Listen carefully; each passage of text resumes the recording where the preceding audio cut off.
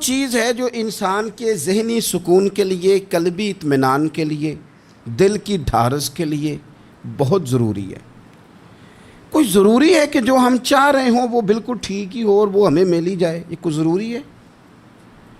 کبھی بھی اپنی زندگی میں اس طرح کی تڑپ نہ پیدا کریں، ورنہ آپ بے چین ہو جائیں گے۔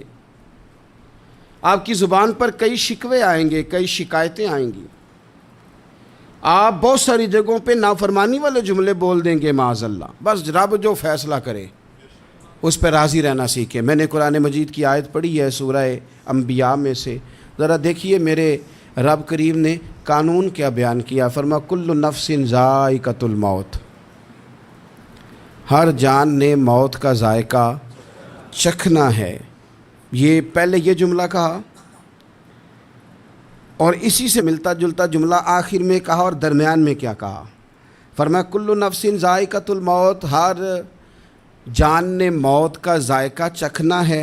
وَنَبْلُوكُمْ بِالشَّرِّ وَالْخَيْرِ فِتْنَةً، فرمایا ہم تمہیں آزمائیں گے بھلائی کے ذریعے بھی اور برائی کے ذریعے بھی، ہم تمہیں آزمائیں گے۔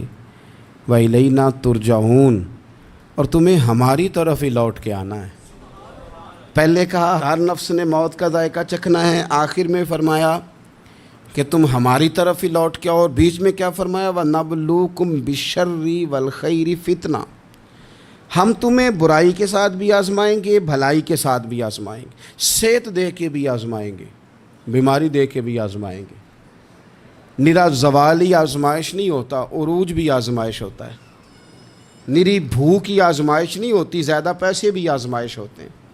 انسان کے لیے صرف اس کا کمزور جسم ہی آزمائش نہیں ہوتا، اس کا طاقتور وجود بھی آزمائش ہوتا ہے۔ فرمایا ہم تمہیں آزمائیں گے، بس خیال رکھنا کہ وَإِلَيْنَا تُرْجَعُونَ، لوٹ کر تمہیں ہمارے پاس ہی آنا ہے۔ اور میرے نبی پاک صلی اللہ تعالیٰ علیہ وآلہ وسلم ارشاد فرماتے ہیں رب جب کسی قوم سے محبت کرتا ہے تو انہیں آزمائش میں مبتلا کر دیتا ہے۔ پھر فرمایا اگر وہ اس پر صبر کریں، اللہ کی قضا پہ راضی رہیں، تو پھر اللہ بھی ان سے راضی ہو جاتا ہے، اور اگر وہ ناراضگی کا اظہار کریں کہ یہ مصیبت کیوں آئی تو پھر اللہ بھی ناراض ہو جاتا ہے۔ اللہ تبارک و تعالی ضرور آزمائے گا، خیر کے ساتھ بھی اور پریشانی کے ساتھ بھی۔ انسان پریشان اس وقت ہوتا ہے کہ جب وہ محنت کرتا ہے تو وہ کہتا ہے نتیجہ میری مرضی کا آنا چاہیے، یہ اس کا سب سے بڑا نقصان ہے۔ آپ رزلٹ کبھی اپنی مرضی کا نہ مانگیں، یہ دعویٰ ہی ٹھیک نہیں۔ بہت سارے لوگوں کو جانتا ہوں جو کہتے ہیں میں بندہ بھی ٹھیک ہوں بھی دیانتدار، محنت بھی بڑی کرتا ہوں، توجہ بھی میری پوری ہے، پر پھر بھی معاملہ صحیح کیوں نہیں ہوتے؟ تو میں کہتا ہوں پہلی باتیں ساری ٹھیک تھیں، آخری والی غلط ہے۔ اس لیے کہ محنت آپ کریں ساری، پر بندے نے رہنا تو بندہ ہی ہے نا۔ ساری محنت کر کے آپ کبھی اس نقطے کو سمجھ جائیں نا کہ 950 سال نبیوں نے تبلیغ کی، ہزار سال انبیاء نے تبلیغ کی، انبیاء نے، رب کے تربیت یافتہ لوگوں نے تبلیغ کی، 2 لوگوں نے کلمہ پڑھا، 4 لوگوں نے کلمہ پڑھا، لیکن میں آپ کو دیانتداری سے بتاتا ہوں کہ وہ کامیاب ہو کے گئے دنیا سے۔ انبیاء کامیاب ہوئے، کیوں؟ اس لیے کہ رب نے انہیں کہا تھا جا کے پیغام دینا ہے، یہ نہیں کہا تھا کہ بندوں کا بدلنا بھی ضروری ہے۔ ہمارے بچے پتہ کیا کرتے ہیں؟ وہ فٹافٹ نہ پریشان ہو جاتے ہیں۔ نبیوں کے ذمہ تبلیغ کرنا ہے، یہ ان کا ذمہ نہیں کہ لوگ ضروری کلمہ پڑھیں۔ ہدایت تو رب کریم کے دستے قدرت میں۔ انبیاء خلوص سے، للہیت سے جد و جہد کرتے رہے، لیکن انہوں نے یہ نہیں کہا کہ مالک اتنی محنت کی ہے بندے ٹھیک ہی نہیں ہوتے، یہ نہیں کہا انہوں نے، اس لیے کہ جو ان کی ڈیوٹی تھی انہوں نے ڈیوٹی صحیح کی۔ ہم نے اپنی ڈیوٹی کرنی ہے۔ پریشان اس وقت ہوتے ہیں جب نتیجہ اپنی مرضی کا مانگتے ہیں، نتیجہ نہ اپنی مرضی کا مانگے، رزلٹ نہ اپنی مرضی کا مانگے۔ اور جناب پیر صاحب میں فلانا وظیفہ بھی پڑھتا ہوں، فلانا وظیفہ بھی پڑھتا ہوں، فلانا وظیفہ بھی پڑھتا ہوں، دل نہیں صاف ہوتا، تو میں نے کہا یہ تو اللہ نہیں کر رہے ہیں۔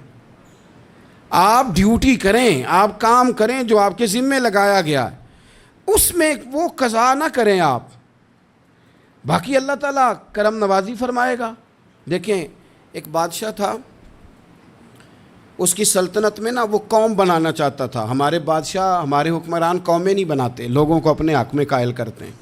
اس لیے کبھی بھی ہمارے ملک میں قومی سوچیں عام نہیں کی جاتی، ذاتی سوچیں عام کی جاتی ہیں. ملی باتیں نہیں کی جاتی، ذاتی باتیں کی جاتی ہیں. وہ چاہتا تھا کہ میری قوم بن جائے. اس کا ایک ہیرا سلطنت میں سے گم ہو گیا تو اس نے اعلان کیا، اس نے کہا کہ جو بندہ ہیرا تلاش کر کے لائے گا اسے انعام دوں گا. ساری قوم نکل کھڑی ہوئی ہیرا تلاش کرنے پر. ادھر بھی لوگ گئے، ادھر بھی لوگ گئے، خشکیوں میں، دریاؤں میں، جہاں جہاں جس کی پہنچ تھی، جنگلوں میں، وادیوں میں، گھروں میں، بستیوں میں لوگوں نے ڈھونڈا. ساری قوم ایک ہیرا تلاش کر رہی ہے. بالآخر سب لوگ جمع ہو گئے ایک میدان میں. ایک بندہ اوپر چڑھا بادشاہ کے پاس، وہ اونچی جگہ پہ کھڑا تھا. اس نے کہا جناب یہ ہیرا مل گیا ہے. اب جب ایک کو ہیرا مل گیا تو باقیوں کے چہرے اتر گئے کہ یہ کامیاب ہوا، ہم ناکام ہوئے. بادشاہ چونکہ ان کی تربیت کے لیے یہ کام کر رہا تھا، اس نے کہا تمہارا کیا خیال ہے کہ اس ہیرے کے بغیر میرا گزارا نہیں تھا؟ کہ تمہارا کیا خیال ہے کہ ہیرا میری سلطنت سے نکل گیا تو مجھے زوال آ جائے گا؟ اس نے کہا یہ تو ایک ہیرا ہے. اٹھا کے پھینکا، دیوار کے ساتھ لگا، ہیرا ٹوٹ گیا. اس نے لوگوں سے کہا تمہارے چہرے اترے ہوئے ہیں، میں تمہیں ایک بات سمجھانا چاہتا ہوں، ہیرا ایک ہی تھا، ایک ہی بندے کو ملنا تھا. میں نے انعام کا اعلان تو یہ کیا تھا نا کہ جو ہیرا ڈھونڈ کے لائے گا اسے انعام دوں گا، لیکن اب میں تمہیں بتاتا ہوں کہ میں تم سب کو انعام دوں گا. اس لیے کہ ہیرا ایک تھا، ملنا ایک کو ہی تھا، سب کو مل سکتا نہیں. لیکن انعام اس لیے سب کو دوں گا کہ ہیرا ڈھونڈنے پر انعام نہیں دے رہا، میں کوشش کرنے پہ انعام دے رہا ہوں کہ تم نے کوشش تو کی، تم نکلے تو صحیح، جدوجہد تو کی. کچھ لوگ کہتے ہیں کہ ہمیں ہیرا مل بھی جائے. او خدا کے بندے، ہیرا ایک ہے. ہیرا ملنا کمال نہیں، محنت کرنا کمال ہے. ہم نہ تیار نہیں ہوتے. اللہ فرماتے ہیں میں نے آزمانا ہے، میں نے آزمانا ہے. تم نے سفر جاری رکھنا ہے، لیکن یہ ضرور یاد رکھنا کہ وَإِلَيْنَا تُرْجَعُونَ، لوٹ کے تمہیں میرے پاس ہی آنا ہے، تم نے لوٹ کے ادھر آنا ہے. اس بات کو ذہن میں رکھنا. حضرت عبداللہ بن عباس رضی اللہ تعالیٰ عنہ اس حدیث کے راوی ہیں. المعجم الکبیر کی یہ حدیث ہے. اللہ کے پیارے رسول صلی اللہ تعالیٰ علیہ وسلم ارشاد فرماتے ہیں کہ جس بندے کو 4 چیزیں مل گئی نا، اسے اللہ تعالیٰ نے دنیا اور آخرت کی بھلائیاں عطا فرما دی. 4 چیزیں جس شخص کو نصیب ہو گئی. یا رسول اللہ کون سی؟ حضور فرماتے ہیں جس کو شکر کرنے والا دل مل گیا، اور کریم محبوب فرماتے ہیں جسے اللہ تعالیٰ کا ذکر کرنے والی زبان مل گئی، اور حضور فرماتے ہیں جسے مصیبت پر صبر کرنے والا بدن مل گیا، اور جسے ایسی بیوی مل گئی جو نہ اس کے مال میں خیانت کرے گی، نہ اس کی عزت میں خیانت کرے گی. جسے یہ 4 چیزیں مل گئیں وہ خوش نصیب ہے. دنیا بھی بن گئی، آخرت بھی بن گئی. کامیابی صبر آ جانے کا نام ہے. کامیابی شکر حاصل ہو جانے کا نام ہے. کامیابی میرے عزیز یاد رکھ لیں کہ انسان اللہ کے ذکر میں لگ جائے تو اس کا نام ہے کامیابی. ہم نے کس کو سمجھ لیا ہے؟ اپنی زندگی میں ایک تو محنت کریں، نتیجہ اللہ پہ. دوسری بات، امیدیں ذرا چھوٹی وابستہ کریں، لمبی نہ بنائیں. ایک ہے منصوبہ سازی کرنا مستقبل کی، وہ غلط نہیں. میرے نبی پاک علیہ السلام کا فرمان کاش کبھی ہم سمجھ جائیں. حضور نے ایک دن صحابہ سے فرمایا تھا حیا کرو. کہا صحابہ سے، سمجھایا ہمیں، فرمایا حیا کرو. یا رسول اللہ کس بات سے؟ فرمایا وہ والا مال کماتے ہو جو کھا ہی نہیں سکتے، اور وہ والے مکانات بناتے ہو جن میں تم رہ ہی نہیں سکتے، اور ان چیزوں کا سوال کرتے ہو جن کی تمہیں ضرورت ہی نہیں. اتنے لمبے محلات، اتنا لمبا چوڑا مال، اتنا لمبا چوڑا پیسہ، اتنی لمبی امیدیں، اتنی لمبی داستانیں، انسان کمزور ہو جاتا ہے. ساری زندگی حساب کتاب میں بیت جاتی ہے. دیکھیں نا حضور علیہ السلام نے فرمایا یہ جو غریب لوگ ہیں نا، یہ مالداروں سے 50,000 سال پہلے جنت میں داخل ہو جائیں گے. کیوں؟ اس لیے کہ جس کے بیگ زیادہ ہوتے ہیں نا، ایئرپورٹ پہ پھنس جاتا ہے، الجھ جاتا ہے. وہ کبھی ایک آیا، دوسرا نہیں آیا، تیسرا نہیں آیا، چوتھا نہیں آیا. اور جو ہینڈ کیری والے ہوتے ہیں نا، 2 جوڑے، وہ تو بس جناب سب سے پہلے وہی نکلتے ہیں. اور ان کی گاڑی بھی کسی رش میں نہیں الجھتی، گھر وقت پہ پہنچ جاتے ہیں، مال تھوڑا تو حساب بھی تھوڑا۔ تو ہم نا لمبی امیدوں کے چکر میں اس لیے پریشان ہے۔ رب کہتا ہے وَإِلَيْنَا تُرْجَعُونَ، تم نے اپنے گھر واپس آنا ہے، تم نے ادھر لوٹنا ہے، تم اتنے لمبے چوڑے معاملات کا شکار نہ ہو جانا۔ تیسری بات جس کو آپ ضرور سمجھیں گے اور اس پر آپ غور کریں گے، بندوں پر اعتماد کرنا چھوڑ دیں، اللہ پر اعتماد کریں۔ ایک اعتماد ہے اللہ کے نیک بندوں کا، دعاؤں کا اعتماد، نسبتوں کا اعتماد، اس کی بات نہیں کر رہا میں، دنیا داروں، سیٹھوں، نوابوں، جاگیرداروں پر اعتماد کی بات کر رہا ہوں۔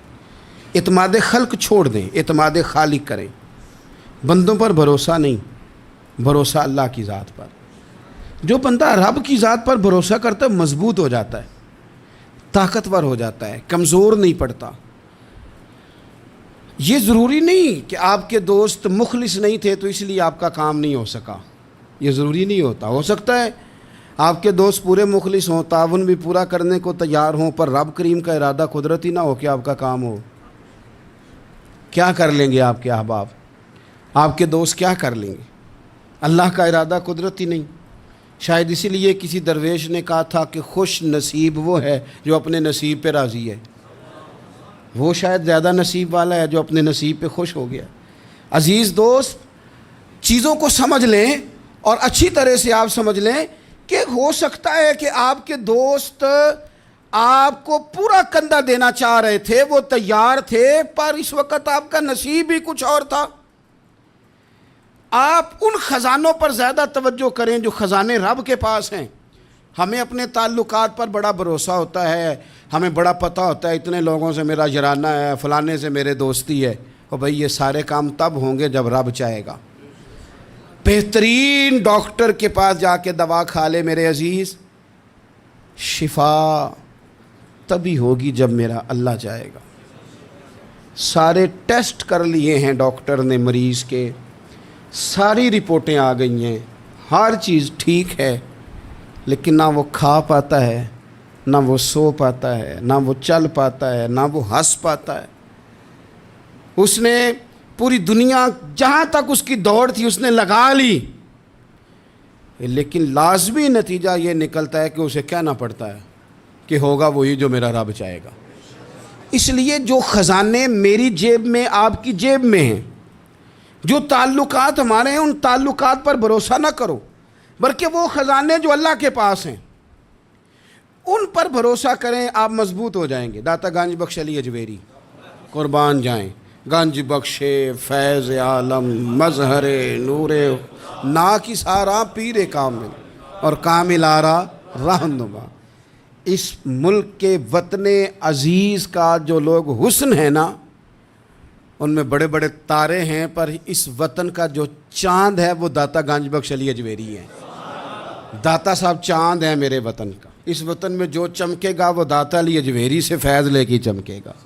یہ کمال ہے۔ وہ کہتے ہیں کہ علاقے میں قحط پڑ گیا تھا، گندم کا ایک دانہ لوگوں کو میسر نہیں تھا، بارش نہیں ہوئی، سالوں بیت گئے، لوگ بڑے پریشان تھے، بڑی آزمائش میں تھے، ہر بندہ تکلیف میں تھا۔ بازار میں لوگ آتے تھے تو سہمے سہمے سے، ڈرے ڈرے سے، پریشان سے۔ قحط ہے، آزمائش ہے، مجبوری ہے، جانور بھوکوں مر رہے ہیں۔ اللہ تبارک و تعالیٰ کی طرف سے لوگوں پر ایک آزمائش ہے، لوگ صبر کر رہے ہیں۔ کہتے ہیں کہ غلام بازار آیا تھالا لے کے کچھ خریدنے، آیا بھی تو اٹکیلیاں کرتا، اور چیزیں خریدی تو ہنستے ہوئے، اور جانے لگا تو مسکراتے ہوئے۔ پریشانیوں میں، دکھوں میں کو بندہ اگر اس طرح ہنسے تو بعضوں کا طبیعت چڑ جاتی ہے کہ یار ہم پریشان ہیں، تجھے کس بات کی خوشیاں چڑھی ہوئی ہیں۔ کہتے ہیں لوگوں نے بازو تھام کے غصے سے کہا تو اتنا خوش کیوں ہے جب سارا شہر پریشان ہے، سارا ملک آزمائش میں ہے، تو اتنا کیوں ہنس رہا ہے؟ کہنے لگا تم ہوگے پریشان، میں جس کا غلام ہوں نا، میرا جو آقا ہے، اس نے اپنے برتن بڑے پہلے گندم سے بھر لیے تھے، میرے آقا کے بڑولے بھرے ہوئے ہیں، لہذا میں کسی پریشانی میں نہیں ہوں، خوش ہوں۔ داتا علی اجویری رحمۃ اللہ علیہ کمال کر گئے، سید حجویر مخدوم امم۔ داتا صاحب فرماتے ہیں اگر تیرا اور میرا رب کے خزانوں پر اتنا بھی یقین ہو جائے نا جتنا اس غلام کا اپنے آقا کے خزانے پہ ہے، تو پھر ہم ہر وقت رو کے نہ دکھائیں، پھر ہر وقت ہم غربتوں کے رونے نہ روئیں، پھر ہر وقت ہم یہ مایوسیوں کی کہانیاں نہ سنائیں۔ لوگ اگر کہیں کہ بڑے دکھ ہیں، بڑی آزمائش ہے، بڑی پریشانی ہے، دنیا بڑی تکلیف میں، بیماریاں آ گئیں، آفتیں آ گئیں، تو بندہ مومن ہنس کے کہتا ہے تم پریشان ہوگے، ہم تو جس رب کے ماننے والے ہیں اس کے خزانے بھرے ہوئے ہیں، اور ہمارا رب عطا کرتا ہے تو پھر اپنے کرم سے اس طرح عطا کرتا ہے کہ وَيَرْزُقْهُ مِنْ حَيْثُ لَا يَحْتَسِبُ، وہ کہتے ہیں میں اتنا دوں گا اور وہاں سے دوں گا کہ تجھے خبر بھی نہیں ہوگی، میں تجھے وہاں سے دوں گا کہ تو نے کبھی سوچا بھی نہیں ہوگا۔ آپ اگر چاہتے ہیں کہ زندگی سکون میں آ جائے، سکون میں، تو لوگوں کی جیبوں پہ نظر چھوڑ دیں، رب کے خزانوں پہ نگاہ جمائیں۔ اتنا نوازتا ہے، اتنا نوازتا ہے، اتنا نوازتا ہے کہ انسان حیران ہو جاتا ہے کہ مجھے اتنا بھی مل سکتا ہے۔